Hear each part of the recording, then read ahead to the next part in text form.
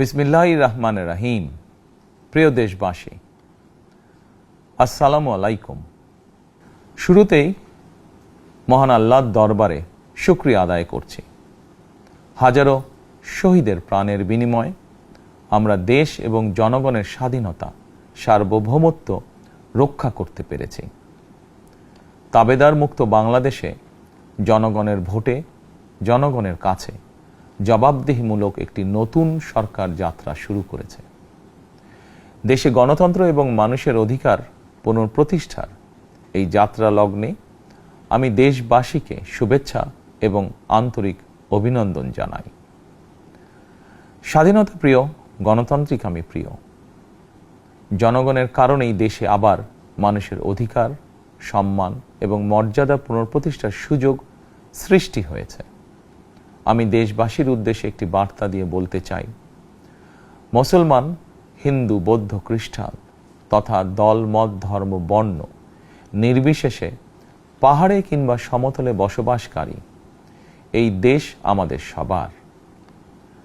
প্রতিটি নাগরিকের জন্যই এই দেশকে আমরা একটি নিরাপদ ভূমিতে পরিণত করতে চাই। একটি স্বনির্ভর, নিরাপদ, মানবিক, গণতান্ত্রিক বাংলাদেশ প্রতিষ্ঠায় বিএনপি সরকারের লক্ষ্য। প্রিয় দেশবাসী, ফ্যাসিবাদের সময়কালে দুর্নীতি, দুঃশাসনে পর্যুদস্ত একটি ভঙ্গুর অর্থনীতি, দুর্বল শাসন কাঠামো আর অবনতিশীল আইন শৃঙ্খলা পরিস্থিতির মধ্য দিয়ে নতুন সরকার যাত্রা শুরু করেছে। আইন শৃঙ্খলা পরিস্থিতির উন্নয়ন এবং কঠোরভাবে দুর্নীতি নিয়ন্ত্রণের মাধ্যমে জনগণের মনে শান্তি, নিরাপত্তা ফিরিয়ে আনাই হচ্ছে আমাদের সরকারের প্রধান অগ্রাধিকার। সারা দেশে জুয়া এবং মাদকের বিস্তারকেও বর্তমান সরকার আইন শৃঙ্খলা অবনতির অন্যতম কারণ বলে চিহ্নিত করেছে। সুতরাং জুয়া এবং মাদক নিয়ন্ত্রণে আইন শৃঙ্খলা বাহিনী সব রকমের কঠোর পদক্ষেপ গ্রহণ করছে। জনজীবনে শান্তি ও নিরাপত্তা নিশ্চিত করতে সরকার সর্বোচ্চ উদ্যোগ গ্রহণ করছে। দেশের প্রতিটি সাংবিধানিক এবং সরকারি, বেসরকারি প্রতিষ্ঠান চলবে বিধিবদ্ধ নীতি নিয়মে। দলীয় কিংবা রাজনৈতিক প্রভাব, প্রতিপত্তি অথবা জোর জবরদস্তি নয়। আইনের শাসনই হবে রাষ্ট্র পরিচালনার শেষ কথা। প্রিয় দেশবাসী, আগামীকাল থেকে সারা দেশে শুরু হতে যাচ্ছে পবিত্র মাহে রমাদান। আমি দেশবাসীকে পবিত্র মাহে রমাদানের শুভেচ্ছা জানাই। রমাদান আত্মশুদ্ধির মাস। আমরা যদি আত্মশুদ্ধি শব্দটির মর্মার্থ উপলব্ধি করি, তাহলে এই মাসে মানুষের ভোগান্তি বাড়ার কথা নয়। যদিও আমাদের অনেকের মধ্যেই এই মাসটিকে ঘিরে ব্যবসায় অধিক মুনাফা লাভের প্রবণতা লক্ষণীয়। আপনাদের প্রতি আমার বিনীত আহ্বান, রমাদানের পবিত্রতা রক্ষার্থে এই মাসটিকে আপনারা ব্যবসা মুনাফা লাভের মাস হিসাবে পরিগণিত করবেন না। দ্রব্যমূল্য যাতে সাধারণ মানুষের নাগালের বাইরে না যায়, এ ব্যাপারে ব্যবসায়ীরা দয়া করে সতর্ক থাকবেন। হাজারো প্রাণের বিনিময় একটি মাফিয়া সিন্ডিকেটের পতন ঘটিয়ে রাষ্ট্র এবং সরকারের জনগণের অধিকার প্রতিষ্ঠার অঙ্গীকার নিয়েই আমরা রাষ্ট্র পরিচালনার দায়িত্ব গ্রহণ করেছি। বিএনপি সরকার সকল ক্ষেত্রেই অনাচার, অনিয়মের সকল সিন্ডিকেট ভেঙে দিতে বদ্ধপরিকর ইনশাআল্লাহ। ক্ষুদ্র, মাঝারি কিংবা ছোট বড় সকল ব্যবসায়ীদের প্রতি বর্তমান সরকারের দৃষ্টিভঙ্গি সহজ এবং স্পষ্ট।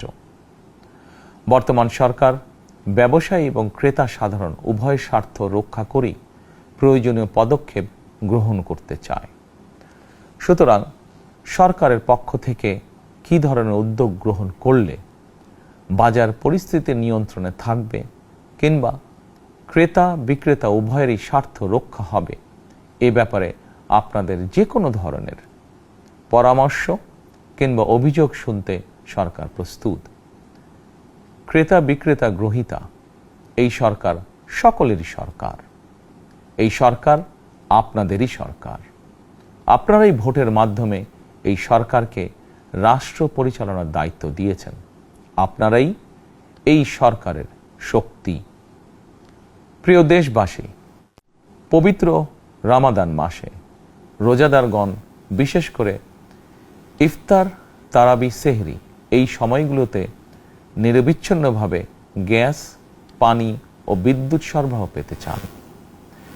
এই বিষয়টি নিশ্চিত করতে এরই মধ্যে আমি সংশ্লিষ্ট কর্তৃপক্ষকে নির্দেশনা দিয়েছি। অপচয় রোধ করে কৃচ্ছ্রতা সাধন প্রতিটি মুসলমানের ঈমানি দায়িত্ব। অফিস আদালতে বিনা প্রয়োজনে কিংবা প্রয়োজনের অতিরিক্ত গ্যাস, বিদ্যুৎ, পানি খরচের ব্যাপারে সচেতনতা অবলম্বন করাও ইবাদতেরই অংশ বলেই আমি মনে করি। দেশের সকল সরকারি বেসরকারি কর্মকর্তা কর্মচারী এবং জনসাধারণের প্রতি কৃচ্ছ্রতা সাধনের আহ্বান জানানোর আগে আমি সরকারের মন্ত্রী এবং বিএনপি সংসদ সদস্যদেরকে দিয়েই একটি দৃষ্টান্ত স্থাপন করতে চেয়েছি। বিএনপির সংসদীয় দলের প্রথম সভাতেই আমরা সিদ্ধান্ত নিয়েছি, বিএনপি থেকে নির্বাচিত কোনো সংসদ সদস্য সরকারি সুবিধা নিয়ে ট্যাক্স ফ্রি গাড়ি আমদানি করবেন না এবং প্লট সুবিধাও নেবেন না। আমি আপনাদের সামনে বলেছিলাম, রাষ্ট্র পরিচালনার সুযোগ পেলে বিএনপি সরকার মহানবীর ন্যায়পরায়ণতার আদর্শ অনুসরণ করবে। আমি মনে করি বিএনপির সংসদীয় দলের এই সিদ্ধান্ত ন্যায়পরায়ণতার আদর্শেরই একটি অন্যতম প্রতিফলন। প্রিয় দেশবাসী, বিভাগীয় শহরগুলিতে বিশেষ করে রাজধানী ঢাকায় যানজট অত্যন্ত নিয়ন্ত্রণহীন।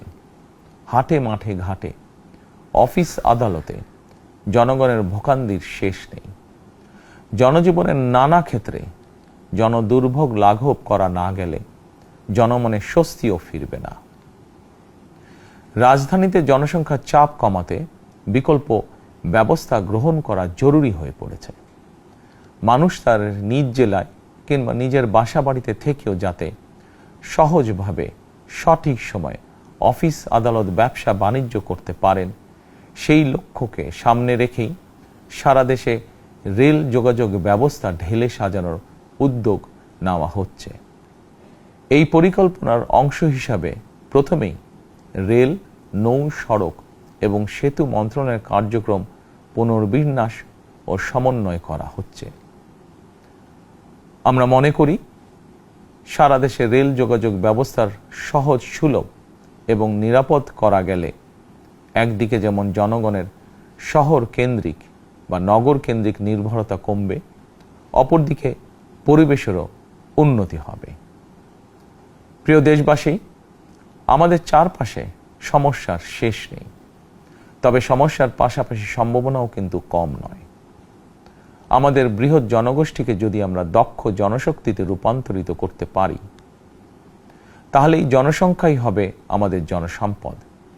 আমরা নিজেদেরকে দক্ষ করে গড়ে তুলতে পারলে শুধু বাংলাদেশই নয়, বিশ্ব বাজারও আমাদের জন্য উন্মুক্ত। তথ্য প্রযুক্তির সিঁড়ি বেয়ে বিশ্ব এখন কৃত্রিম বুদ্ধিমত্তার যুগে প্রবেশ করেছে। প্রযুক্তির এই প্রতিযোগিতামূলক বিশ্বে সম্মান এবং স্বচ্ছতার সঙ্গে টিকে থাকতে হলে আমাদেরকে কোনো না কোনো একটি বিষয় বা কাজে পারদর্শী হতে হবে। দেশের কোটি কোটি শিক্ষার্থী এবং তরুণ যুবশক্তির উদ্দেশ্যে বলতে চাই, মেধায়, জ্ঞানে, বিজ্ঞানে নিজেদেরকে যোগ্য করে গড়ে তোলার জন্য যত রকমের সহযোগিতা দেওয়া যায় সব রকমের সহযোগিতা দিতে বর্তমান সরকার প্রস্তুত। কর্মসংস্থান এবং কর্মপরিবেশ নিশ্চিত করার সুনির্দিষ্ট অঙ্গীকার নিয়ে বর্তমান সরকার যাত্রা শুরু করেছে। প্রিয় দেশবাসী, দীর্ঘ 18 বছর পর দেশে ফিরে গত বছর 25শে ডিসেম্বর আমি বলেছিলাম, দেশ এবং জনগণের জন্য আই হ্যাভ এ প্ল্যান। 12ই ফেব্রুয়ারি জাতীয় নির্বাচনের আগে দেশের বিভিন্ন স্থানে ঘুরে আমার প্ল্যান, পরিকল্পনার অনেক কিছু আমি আপনাদের সামনে তুলে ধরেছিলাম। আপনারা স্বাধীনতার ঘোষকের প্রতিষ্ঠিত দল বিএনপিকে ভোট দিয়ে রাষ্ট্র পরিচালনার দায়িত্ব দিয়েছেন, সকল পরিকল্পনা বাস্তবায়নের সুযোগ দিয়েছেন। এখন এই সুযোগকে কাজে লাগিয়ে সকল অঙ্গীকার পূরণ করার দায়িত্ব বিএনপি সরকারের। আমরা আমাদের পরিকল্পনা এবং প্রতিশ্রুতি বাস্তবায়নের কাজ শুরু করে দিয়েছি ইনশাআল্লাহ। অঙ্গীকার পূরণের এই যাত্রাপথে আমরা ভবিষ্যতের দিনগুলোতেও আপনাদের অব্যাহত সমর্থন প্রত্যাশা করি। প্রিয় দেশবাসী, সরকার প্রধান হিসাবে আমি দেশবাসীর উদ্দেশ্যে একটি বিষয়ে প্রতি দৃষ্টি আকর্ষণ করে বলতে চাই। নবগঠিত সরকার গঠনের সুযোগ দিতে যারা বিএনপিকে ভোট দিয়েছেন কিংবা দেননি অথবা কাউকেই ভোট দেননি, এই সরকারের প্রতি আপনাদের সবার সমান অধিকার। বিএনপি সরকার বিশ্বাস করে দলমত, ধর্ম, দর্শন যার যার, রাষ্ট্র সবার। এই দেশে, এই রাষ্ট্রে একজন বাংলাদেশী হিসাবে আপনার, আমার, আমাদের প্রতিটি বাংলাদেশী নাগরিকের অধিকার সমান। প্রিয় দেশবাসী, আল্লাহ আমাদের সবাইকে নিরাপদ এবং সুস্থ রাখুন। আল্লাহ আমাদের সকলকে ইতিবাচক পরিকল্পনাগুলো বাস্তবায়নের তৌফিক দিন। পবিত্র রমাদান মাস শুরুর শুভ লগ্নে আল্লাহর দরবারে এই নিবেদন রেখে আমার বক্তব্য শেষ করছি। আল্লাহ হাফেজ। বাংলাদেশ জিন্দাবাদ।